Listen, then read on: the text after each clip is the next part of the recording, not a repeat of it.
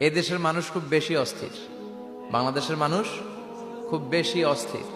আমি পৃথিবীর অনেক দেশে ঘুরেছি, সেখানে দেখেছি মানুষজন খুব ধীরস্থির ভাবে কাজ করতে পছন্দ করে। সুপার শপে যদি কিনতে যায়, they maintain the queue in super shop.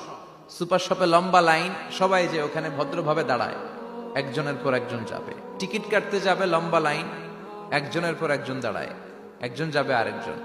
তো ওখানে যদি কোনো বাঙালি থাকে, তখন দেখা যায় তার অস্থিরতা। কেন সামনে এত লাইন, এত সময় লাগে কেন, আমি কখন পাবো, আমার কি হবে? অস্থিরতা আছে না নাই? মানে সে পারে না সামনে সবাইকে ডিঙ্গিয়ে আগে যে টাকা পে করবে, আগে যে টিকিট কাটবে। এই অস্থিরতা আমাদের কমাইতে হবে, ধৈর্যশীল হতে হবে।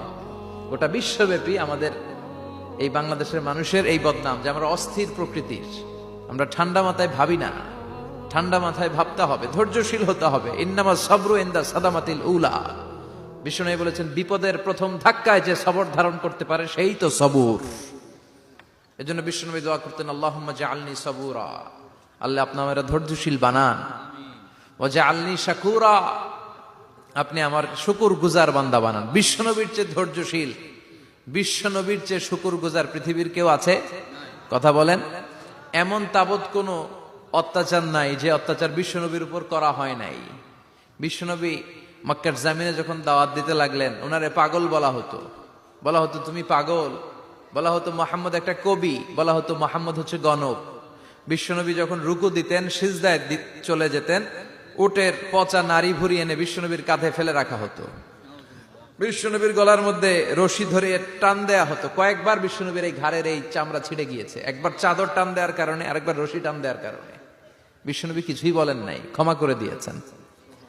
যেই মক্কার শত্রুরা বিশ্বনবীকে মক্কা থেকে বিতাড়িত করেছেন, এবং যেই রাতে উনি হিজরত করলেন, মাইগ্রেট করলেন, উনি কেঁদে কেঁদে বারবার মক্কার দিকে ফিরে তাকায়, আবার যায়, আবার ফিরে তাকায়। মাতৃভূমির মায়া ছাড়তে পারছেন না, আর বলছিলেন, মাক্কা তো আহাব্বুল বিলাদ ইলাইয়া, মক্কা আমার কাছে সবচেয়ে প্রিয় শহর।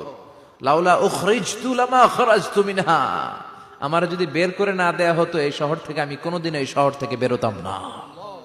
এত ভালোবাসতেন বিশ্বনবী মক্কাতুল মুকাররমাকে, ধৈর্যশীল ছিলেন। এত অত্যাচার অনাচারের পরে যখন মক্কা বিজয়ের ক্ষণ আসলো, এই মক্কাকে বিশ্বনবীর করতলগত করে দিল কে? ফাতে মক্কা হলো।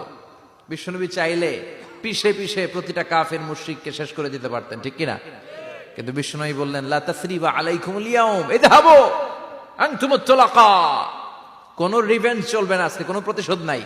একেবারে বড় যুদ্ধাপরাধী যারা, মারাত্মক যারা অফেন্স করেছে, তাদেরকে শাস্তির আওতায়